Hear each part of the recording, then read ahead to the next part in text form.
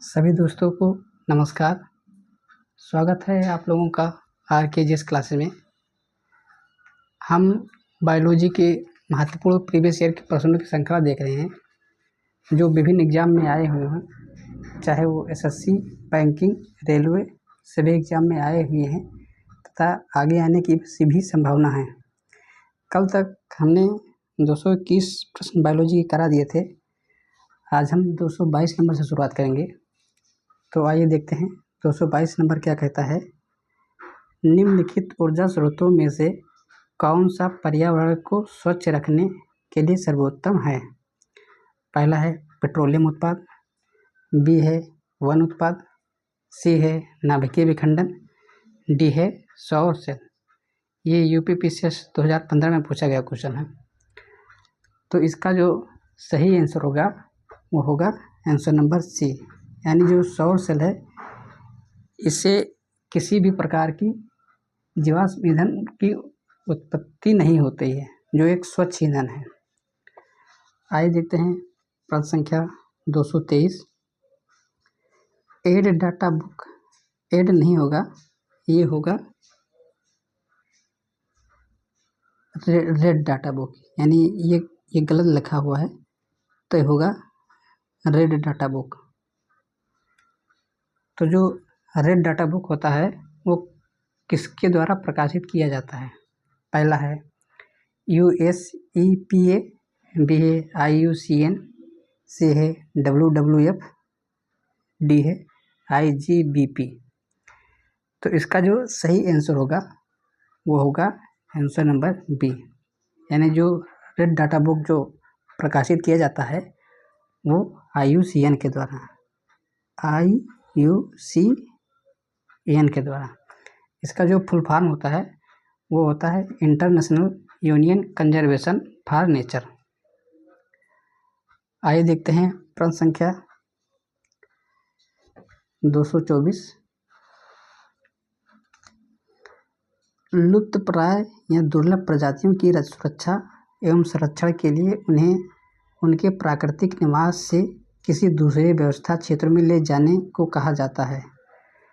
पहला है x situ conservation, B है इन सीटू संरक्षण, सी है प्रवास संरक्षण, डी है प्रवास संरक्षण। ये रेलवे NTPC 2016 में पूछा गया क्वेश्चन है। तो इसका जो सही आंसर होगा वो होगा आंसर नंबर ए, यानी ex situ conservation. Ex situ conservation का मतलब होता है कि कोई अगर जानवर विलुप्त की कगार में है तो उसे किसी दूसरी जगह ले जाकर सुरक्षित किया जाता है ताकि उसकी जो प्रजाति है वो बच सके, चाहे वो जानवर हो, चाहे वो पौधा हो, कोई भी हो।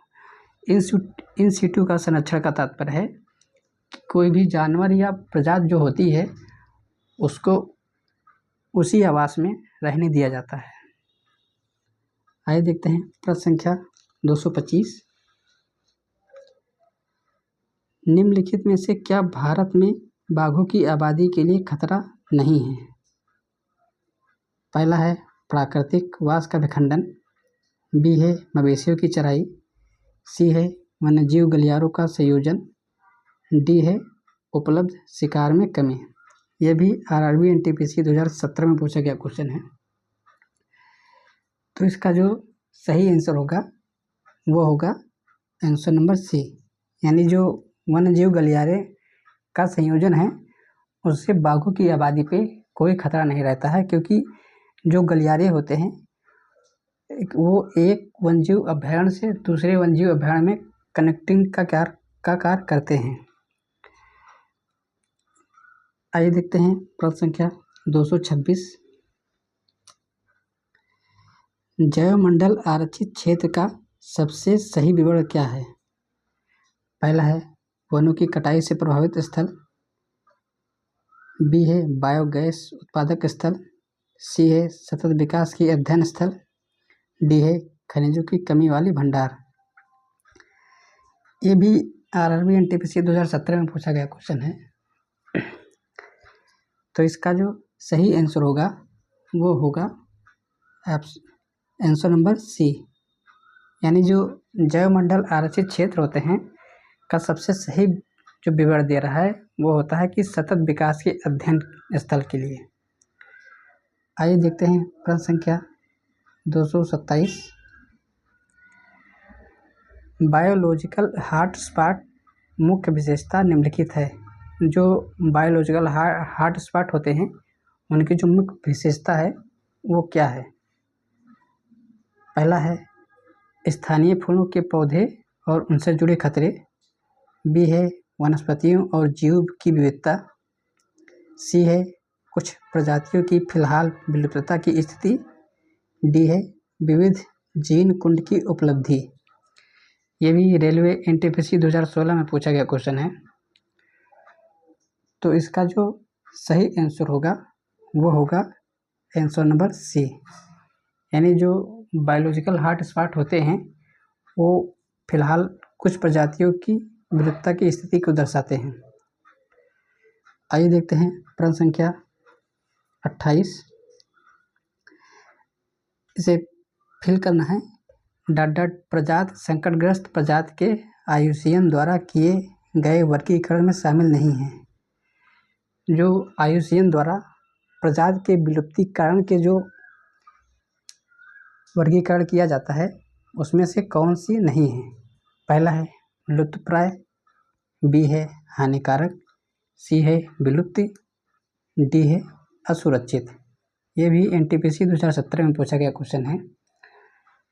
तो इसका जो सही आंसर होगा वो होगा बी। यानी जो हानिकारक है वो IUCN के द्वारा लुप्त जो प्रजातियों के लिए जारी की जाती है वर्गीकरण उसमें शामिल नहीं है।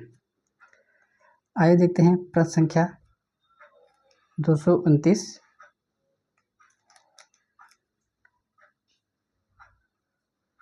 इकोटोन का अर्थ क्या होता है। पहला है इकोटोन वे हैं जहां दो बायोमास मिलते हैं।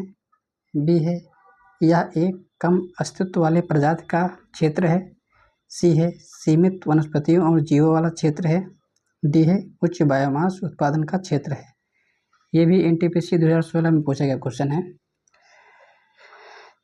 तो इसका जो सही आंसर होगा वो होगा ए। यानी जहाँ पर दो बायोमास आपस में मिलते हैं उसे हम इकोटोन कहते हैं। यानी आंसर नंबर ए होगा। और वहाँ की जो जैव विविधता होती है वो सर्वाधिक होती है इकोटोन में। आइए देखते हैं प्रश्न संख्या 230। विश्व पर्यावरण दिवस किस दिन मनाया जाता है।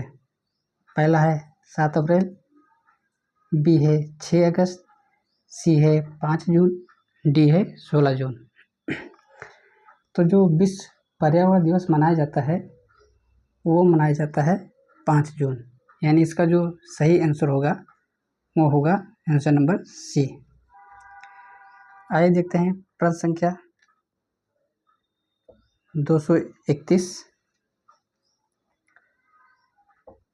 प्रथम विश्व पर्यावरण दिवस किस वर्ष मनाया गया था।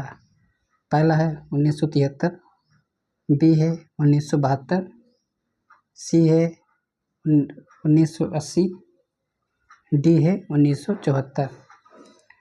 तो इसका जो सही आंसर होगा वो होगा आंसर नंबर ए। यानी जो विश्व का प्रथम पर्यावरण दिवस मनाया गया है वो मनाया गया 5 जून 1973। आइए देखते हैं प्रश्न संख्या 232। संयुक्त राष्ट्र पर्यावरण कार्यक्रम यानी UNEP जो यूनाइटेड नेशन इन्वायरमेंट प्रोग्राम है का मुख्यालय कहाँ है। पहला है द हेग। बी है नैरोबी। सी है वाशिंगटन DC। डी है न्यूयॉर्क। ये GPSC 2016 में पूछा गया क्वेश्चन है। तो जो UNEP यानी यूनाइटेड नेशन इन्वायरमेंट प्रोग्राम है उसका जो मुख्यालय है वो है नैरोबी। यानी इसका जो सही आंसर होगा वो होगा आंसर नंबर बी। यानी जो नैरोबी है वो केन्या की राजधानी भी है। आइए देखते हैं प्रश्न संख्या 233 जो आज का आखिरी प्रश्न होगा। राष्ट्रीय पर्यावरण इंजीनियरिंग अनुसंधान संस्थान कहाँ है? पहला है पुणे, बी है दिल्ली, सी है नागपुर, डी है चेन्नई। ये एसएससी 2011 में पूछा गया क्वेश्चन है। तो इसका जो सही आंसर होगा वो होगा नागपुर, यानी जो राष्ट्रीय पर्यावरण इंजीनियरिंग अनुसंधान संस्थान है वो है नागपुर। जो नागपुर शहर है वो पड़ता है महाराष्ट्र राज्य में। तो आज के लिए इतना ही, कल एक और नए वीडियो में मिलेंगे। तब तक आप लोग वीडियो को पूरा देखिए और लाइक कीजिए। कल फिर मिलेंगे, तब तक के लिए नमस्कार, जय हिंद, वंदे मातरम।